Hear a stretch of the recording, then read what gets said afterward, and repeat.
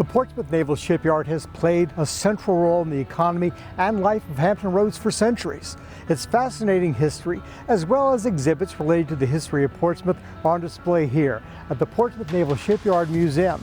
On today's show, we're going to take a tour of this newly renovated museum, and we'll find out about upcoming events this September and October. All that's coming up right here, right now, on this episode of Portsmouth Now.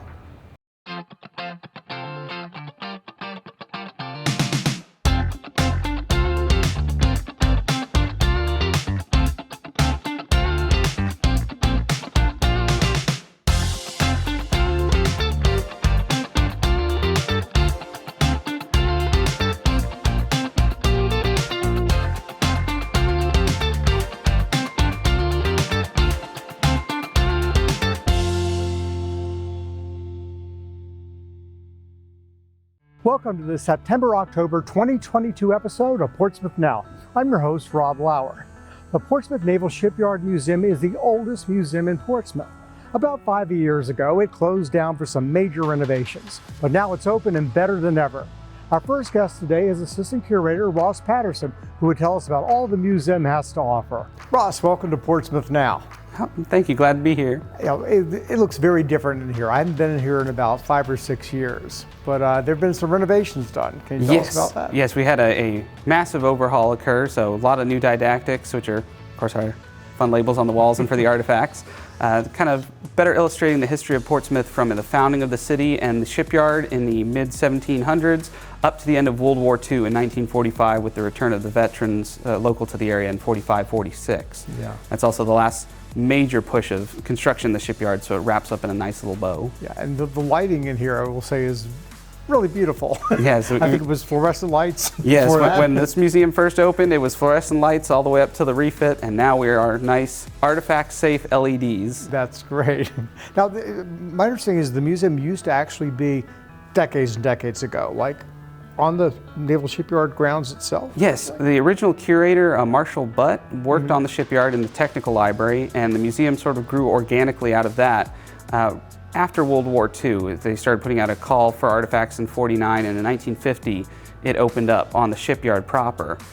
Spent about a decade there, and then it was decided to move it off the yard, and this is the old ferry terminal, so it was a nice available building where the ferry had recently closed, so it was retrofitted, all the windows sealed in to make it a nice solid building that's easier to have environmental control in. Right. And in '63 it actually opened here in Portsmouth proper, so instead of just being Navy personnel able to visit, everyone's able to visit. That's great. I know the exhibits were added over the years, but really this is the first major overhaul, redesign of the building, I suppose, since it originally opened. A lot of the early pictures, when you look at them, they look the same, kind of the styling of the way the museum was. A lot of the cases survived for many years, and then, sorry, when the building closed, we actually had a lot of overhaul time, and that's why we're able to do it more in a chronological story rather than just artifact by artifact. Yeah.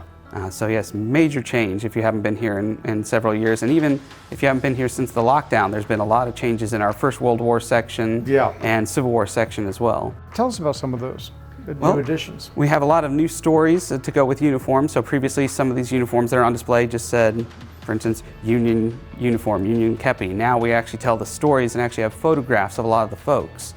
So our earliest uniform is actually behind us, right there, of William Wallace Hunter, who is a son of immigrants, came down to this area and was stationed at the yard prior to the Civil War. Wow. Actually designed an experimental ship called the Germ that was stationed here. So we actually have his story documented with his uniform and a photograph of him in his later years, so you can actually put a face to the name. Yeah. And that progress kind of continued on with the rest of the Civil War uniforms that we have of some of the local folks. We've got the uniform of the first mayor, Grice, on display. And then another one is Grimes, who is the first fire chief in the area for one of the fire stations. And we have a photograph of him with his uniform. And John Ashton Cock, who is the last survivor of his unit, whose uniform remains. So his unit we have the sole piece of. Wow. He operated a gentleman's finery shop across from where the Children's Museum is now. Oh, okay. So we've got a lot of nice stories with that, and local students for the World War II era uniforms and World War I uniforms of people who worked on the shipyard, such as Orlando Rustad, who has his own little display now because not only do we have his uniform and his name, we actually have all his war trophies he brought back from the San Miguel offensive. Oh my gosh, yeah. Now, the artifacts, how did the museum come across these? Especially some of the ones from the 20th century. A lot of it was when the museum's first being assembled in the 40s, late 40s, early 50s. There was a call put out on the yard, do you have anything you might believe would belong in a museum?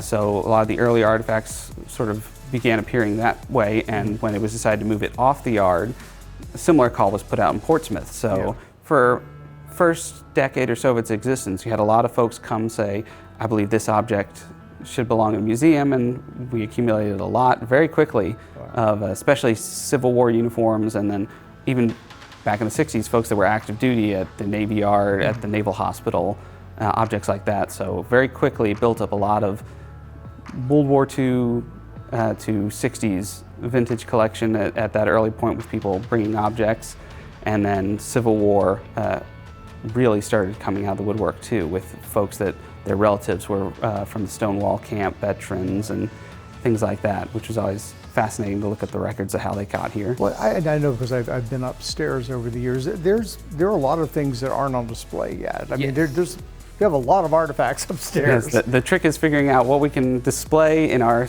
square footage and then what we have to store. So it's a little game of what can be on display at any given time in our spaces and have a full story to tell. Okay. Besides the exhibit here and coming in, do you throughout the year, does the museum sponsor any sort of lectures, special events, things like that? We have various special events that we have. The most recent upcoming one will be Museum Day. We're participating in that.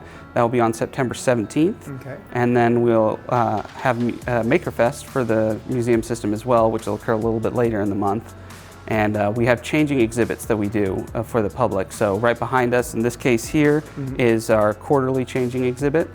So they focus on various topics. This current one is focused on aircraft carrier evolution, and the one after this will be focused on Navy boxing. Okay. So actually largely focused on a local gentleman who was a Navy boxer in the interwar period and later worked on the yard for 40 years. That's great. Now, if people wanted more information on like Museum Day and these other things, do they go to the website? Can they call here? The best place to go would be the website. It's portsmouthnavalshipyardmuseum.com is one long word. Okay. And that links to both information on our museum and the Lightship Portsmouth, our sister museum. And there are links at the bottom of the page to the Portsmouth Colored Community Library, Portsmouth Art and Cultural Center, and the Children's Museum of Virginia. Okay. Now, when people buy a ticket for this or buy admission to this, it's good for the day? Yes, we are actually currently open by a suggested donation of $2. So you can just come to the museum and we have our little donation box as soon as you walk in. Fantastic. Now, you mentioned the Lightship Portsmouth, which is about a block behind us, about half a block behind us. Yes, sir. It's on the other side of the Admiral's Landing condominium, right at the end of London Street. Okay, this is one of the classic lightships that the Coast Guard used until the 1950s? Yes, the Lightship Portsmouth, original name was LV 101 for the 101st numbered light vessel that the, at that point, Lighthouse Service had commissioned. So she's a floating lightship, meaning that when you can't build a lighthouse, you're going to put a boat in place and it's going to act as the lighthouse. And she was finished in 1916 and spent 48 years at sea on the eastern seaboard. Wow. And during the 60s, the city wanted another attraction to put along the riverside to help kind of complement this museum. And at that point, it just so happened that they were decommissioning lightships. It's a very unique museum in itself. And you, I understand, you're involved in some renovations there, correct? Oh, yes. Since the lockdown, she's had a lot of internal renovations that we're finishing up that are turning her to how she looked in March of 1955. So we're actually depicting the crew of that time. Any photographs we have of the compartments, we've been able to recreate how the compartment looked based off that photograph and kind of give a real immersive feel to you being on a vessel that's essentially up off Massachusetts in the fun ice flows of early March. Wow. So it's definitely, if you've been on it in the past, it's a definite new experience, and if you haven't been on it before, it's quite a new experience because there's not that many lightship museums out there. There aren't many, and we're lucky to have one here. Oh, yes. All right. Well, thank you so much for taking time out of your busy schedule to tell us everything that the museum has to offer here. You're welcome. Portsmouth Community Concerts is celebrating its 81st season. Our next guest is Susan Callan, who's the community concert president, and she is here to tell us about this upcoming season's concerts. Susan, welcome to Portsmouth Now. Thanks, Rob. It's great to be here. Thank you. This is, how many years has Portsmouth Community Concerts been around? Believe it or not, we are going into our 84th season. Wow, that has to be one of the oldest arts organizations around here. And sometimes we're the best kept secret, so yeah. Well, now, okay, what is the mission of the organization, and has that changed over the years? Not really. The mission is that we present a diverse slate of live entertainment year after year. Our performing artists are from the world, from the country. We even have incorporated local musicians from the Hampton Roads and Portsmouth area in our series.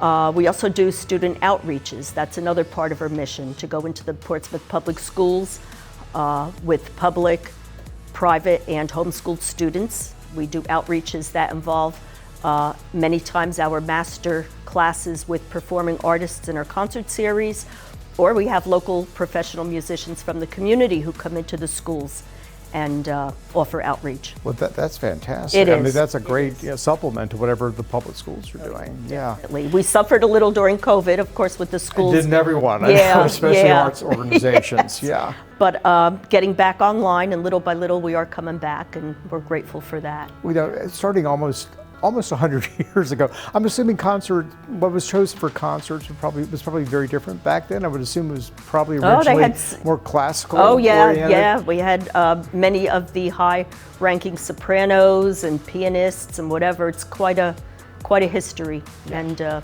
proud to be part of it. Yeah. Yeah, but it's a little bit. It's more diverse now. You have more diverse. Types. We have our new season is opening on Friday, September 16th.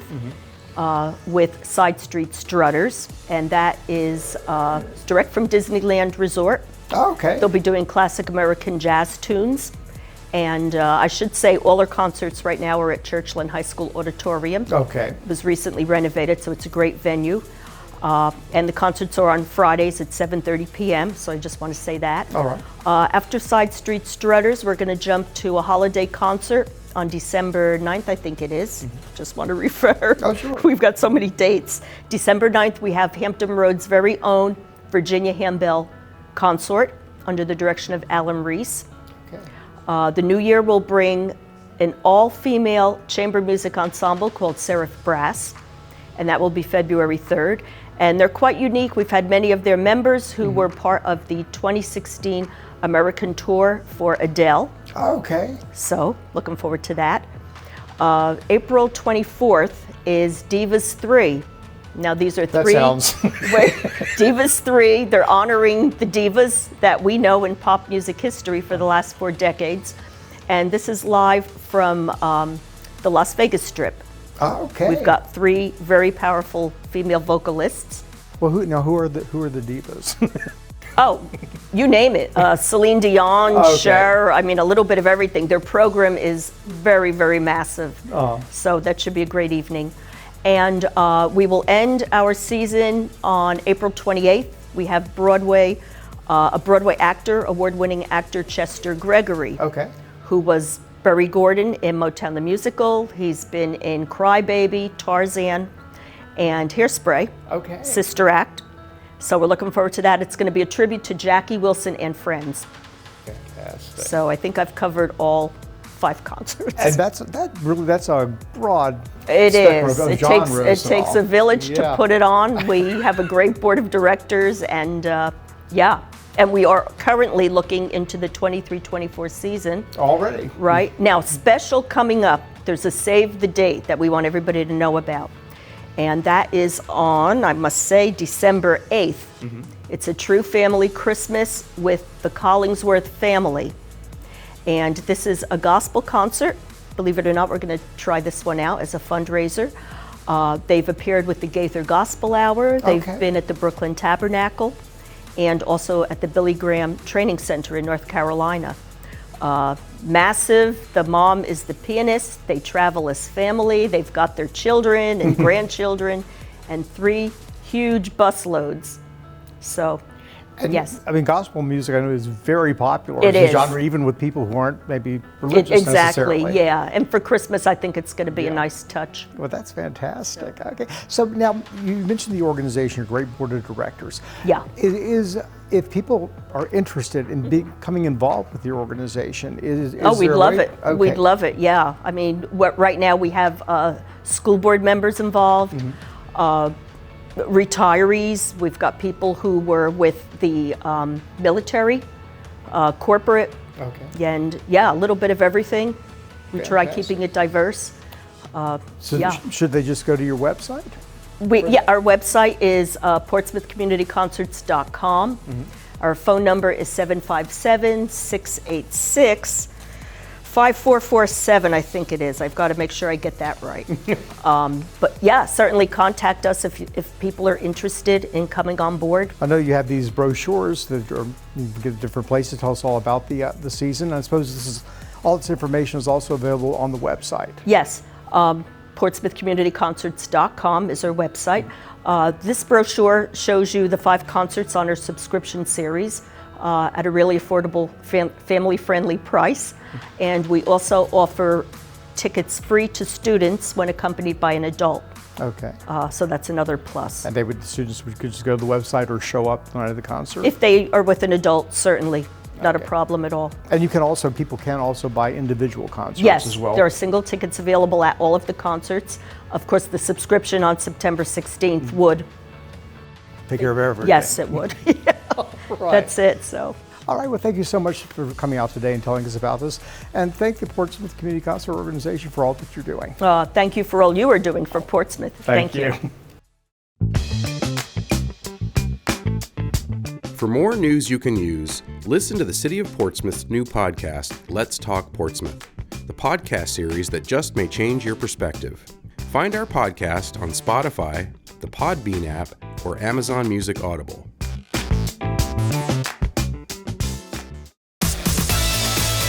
When you become a Portsmouth police officer, you become the change you want to see. We have a sprawling lineup of career paths for you to explore. Sign on today and receive up to $1,500 if you are already Virginia certified. We offer a $1,000 allowance for a bachelor's degree and $500 for an associate's degree on top of your base pay. So, do you want to join the team?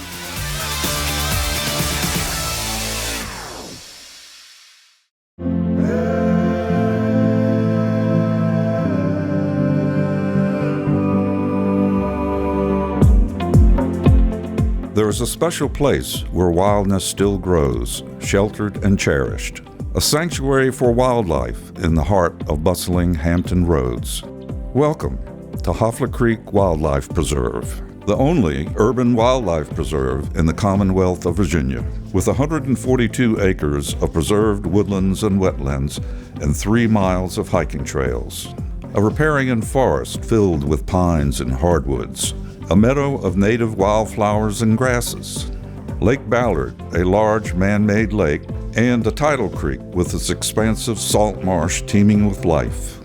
You can explore and experience nature by kayak, or you can hike the winding woodland trails, or just watch natural life unfold from decks overlooking the lake, creek, and marsh, or from bird blinds throughout the preserve. You will find a warm welcome from our many diverse residents in this natural oasis of calm and serenity. Come visit Hoffler Creek Wildlife Preserve, a place where learning comes naturally and wonders never cease. Free and open to the public, Tuesday through Sunday, 10 a.m. to 4 p.m.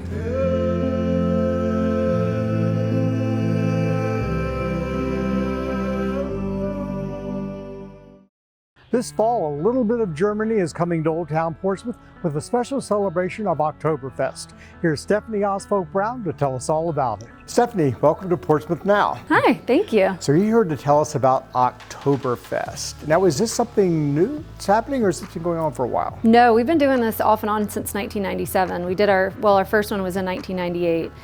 We had a few years off in the beginning, and then of course we skipped a year with COVID, but we're back, and it's back on High Street, so we're excited about that. Fantastic. Now, what is Oktoberfest? I know we all hear that expression, and but this is an actual German festival like a month or 3 or 4 weeks? It's 2 weeks. It's 2 weeks. So it's in celebration of King Ludwig's marriage. So when he got married, he basically just shut the whole town down and they partied for 2 weeks straight, and then every year is the anniversary. So it was a really great party. It's a great party. Everybody just, for centuries. Yeah, they throw down, they eat, they drink, they party, they just have the best time. And of course in Germany, people travel from all over the world. So we get people from all over the country, but that's about it. So what is Oktoberfest like in Old Town then? So we close down High Street right in front of the beer garden, and we do a live band from 12 to about 8:30. We shut down at 9. We'll have food, we'll have all different kinds of beer, street festival, we'll do a cornhole event. We're debating on doing the strongman event this year. Okay, so tell us about the strongman event. So we've done the strongman event most of the years that we've had it. People get really competitive and it's gotten ugly a few times. So, people get really upset about judging and things like that. So last year I was asked by my police officers to not do it because they didn't want to have to watch it. But I'm going to try to talk them into it this year so that I can have some extra security. And strongman, you picture people punching each other out. I know that's not. It's something much more tame than that. It is. It's actually just 2-liter mugs full of water, and they have to hold it for as long as they can. And that's it. That's it. That's it. And you would think this is so cut and dry, simple, and easy, and it's not. I think our record is 8 minutes or something like that, and it's Water's insane. heavy, liquid's heavy. It is, but if you hold it, even if you don't have mugs, this is hard to do for a while. Right. So people don't realize how hard it is, and then they get really upset. So very competitive strongmen come to Old Town Yes, Oktoberfest. yes, they come specifically for it, and I'm hoping to have it this year. So if it doesn't happen, please don't get mad at me. Okay. Now you mentioned music. What type of music is this? We bring in the Elba Musikanten from Richmond. It's a band. They play all over the place, and so I book them a year out. Every year at Oktoberfest, I go ahead and set the date right then and there. So they're coming in. They're a German Unpapa band. Mm-hmm. They have all the instruments. They've got the lead singers, and it's really authentic. It's a lot of fun. People get up and dance the whole day. Oh, great! Dancing in the streets. Oompa. Absolutely, Dancing in the streets. Absolutely. It's a blast. All right. Now, what day is this? It's October 8th. Okay, and the times are? 12 to 9 p.m. Okay, Saturday, October 8th. 12 to 9 p.m. Yep, and this year we're going to have a nonprofit helping us out. It's Compassion for Canine. They are going to bring some dogs and for rescue and things like that. Really great cause. All right, fantastic. Well, if people want more, they just show up, I guess. Oh, you can show up. You can go to the website. We have beergarden.com. The tickets are for sale now. They went live September 1st. Okay. They are on our website. They're also on our gift shop website, and it's all digital this year. Okay. So you can get it straight into your phone. You just have to bring your phone with you and check in at the front gate. Fantastic. All right, well, thank you so much for joining us today and telling us all about it. Good luck. It sounds like a lot of fun. Watch the strong men. Thank you. Yeah. And be sure to check out Oktoberfest this year in Old Town. Our next guest, Nikki Park, is here to tell us about a very unique event coming up on Saturday, October 1st, Fall for Portsmouth. Nikki, welcome to Portsmouth Now. Thank you. Now, you were here to tell us about a pretty unique event called Fall for Portsmouth that's coming up. Tell us a little bit about that. Okay. So Fall for Portsmouth is a music, arts, and crafter festival, the intent of which is to highlight Portsmouth creativity and talent. It's a free, family-friendly event. Okay, now when is that going to be? So it's Saturday, October 1st from 12 p.m. to 6 p.m. And we have a rain date of October 2nd, Sunday, October 7th, 2nd from 12 p.m. to 6 p.m. And will that be here in Old Town, or is that going to be Yes, so 200 High Street, zip code 23704. Right. It's the Town Bank parking lot in downtown Portsmouth. But this is really great. I mean, there are a lot of creative people here in Portsmouth, and it's something that really has been overlooked. Right, and I want to connect. I want to create a culture of creativity and also a culture of pride in Portsmouth. Yeah. And I think we can do that by bringing, creative people together via this event. And letting the public meet them, see what they do. Right. Yeah, that's right. fantastic. Now, you're a photographer. So I am. I'm amateur photographer, but I enjoy photography and Right. graphic design. It's still an art. It's still a craft. It's, you have to. That's great. Now, who sponsors this event? So Support Portsmouth Public Art, along with Create Portsmouth Now, are the co-presenters of the event.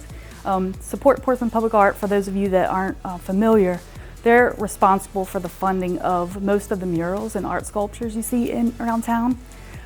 They've been wonderfully supportive.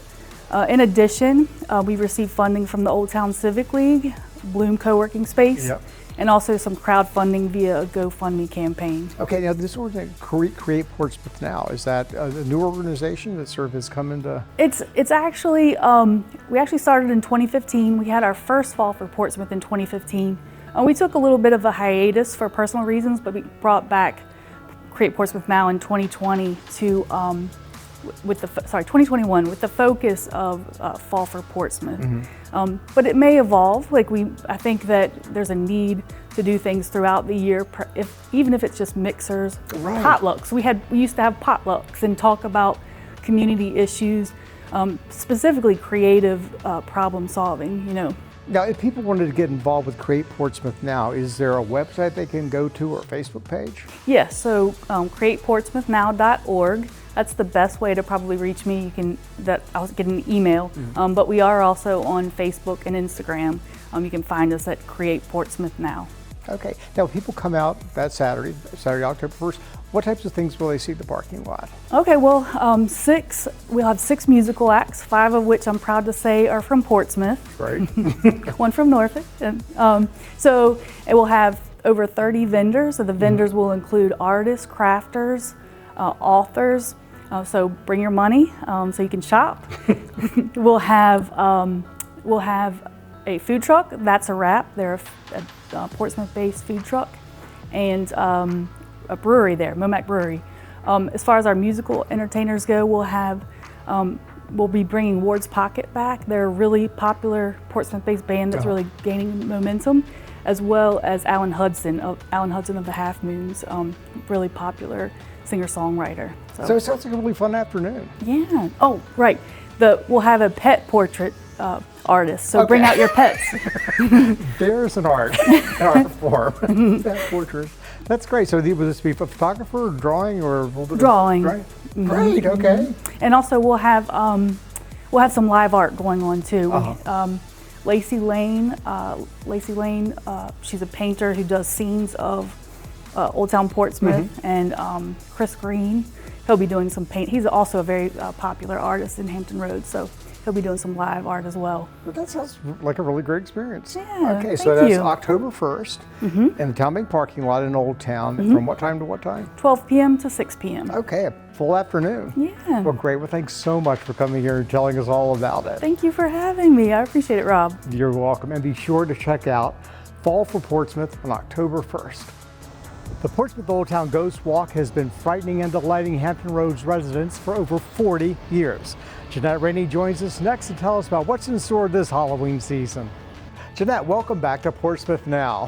Thank you. It has been a while, hasn't it? It's been a long while. And speaking about a long while, it has been about 42 years since the Ghost Walk started? The Old Town Ghost Walk first started in 1980. You are right, it's been 42 years, but we're having the 40th anniversary tour of the Old Town Ghost Walk because of this small little global pandemic thing that,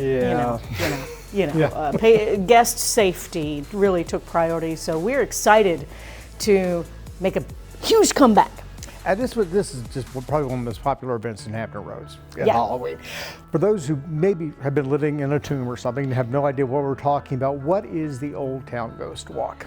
The Old Town Ghost Walk is a historic tour featuring ghost stories as you walk through the historic neighborhood of Old Town Portsmouth. And a lot of these are stories that are actually related to the properties? Absolutely. One year as a new participant on the Ghost Walk committee, I made the mistake of changing the location of a story once. I made that mistake only once because the homeowner told me that is the ghost story true to that house as experienced by those owners. And so we keep those stories in front of those houses. All of the stories are true to that house except for one. Okay. And so it is up to patrons to decide which one is the one that might not be true. I can tell you the one that is true. Yeah. So I don't mix them up. We don't mix them up anymore. Now, are these being just told, or are these being sort of reenacted? I know we have actors that are telling the stories. They are being told not by the real ghost, but by an impersonator ghost. I mean, it's just as cool. It's really difficult to get the ghosts to actually perform on demand. I know. They're always The unpredictable. union and all that stuff. So yes, we do have actors retelling the story from the ghost's perspective. Okay. Now, I understand there's going to be some changes this year. There are huge changes this year. The 40th anniversary, we want to really pump up the celebration, but also improve the guest experience. So when you come to the Old Town Ghost Walk, you will first enter the Ghost Walk Marketplace, which is basically a block party with more than 50 vendors and entertainers and things even for for little kids. There are games, cornhole. You can hang out in the Ghost Walk Marketplace. That's very different because in previous years the line was like through the cemetery at Trinity, and you We don't say the L word anymore. No line. The longest you'll wait to queue up for your tour is about 15 minutes. That's great. Tickets will be sold in 15-minute increments, and the bell at Trinity Church will toll every 15 minutes when it's time for you to queue up for your tour. So then you will queue up in front of Trinity Episcopal Church, and then the guests will be admitted into the sanctuary where the organ will be playing, and then they will begin their tour from inside the sanctuary. No more wrapping around the block for a long line. Fantastic. So you can mix and mingle in the Ghost Walk Marketplace until your heart's content, and even if you feel like I can't afford to do the tour, or it's just not. Still a great place to come and hang out for a while. The marketplace is free entry. The block from on Court Street from High Street to County will be closed off, and it's just one big ghostly celebration. That sounds like a ball. Yeah. Cotton candy, popcorn, Halloween-themed jewelry, or the vendors are going to have a ghostly skew to everything, all of the wares that they are offering. Well, I mean, that's almost like another separate event taking place with it. Absolutely, and it's just a way you can arrive well before your tour time and just mix, mingle, enjoy the vendors. Hang out afterwards. And then take your tour, and then the tour will end up back at the marketplace.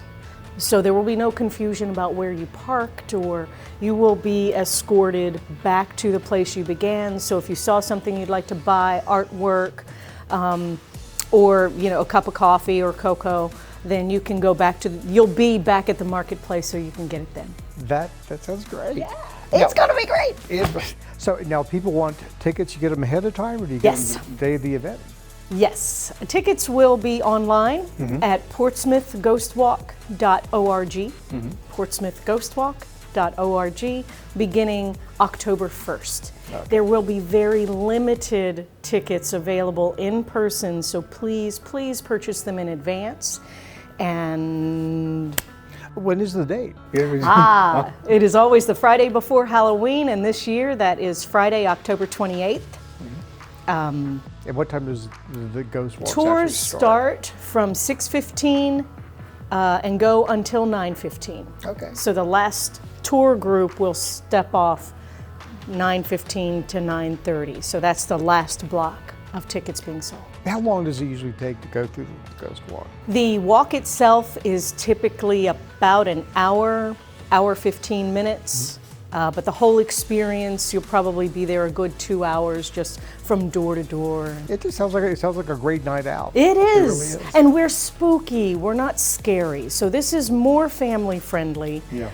We'll have an information booth for people that want to know east route versus west route. There are two walks you can go on, and if you've got little ones and you would rather stay away from the more spooky stories, then the information booth will be able to guide you. Or if you have a friend on the tour that you want to see perform, then you can do that. But there'll be a ticket booth with very limited at-door sales, but you can ask any ticketing questions there, and an information booth for any questions you may have about anything in the tour.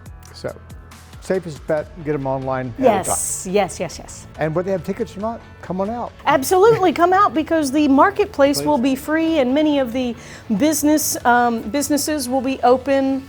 Storefronts are going to stay open longer.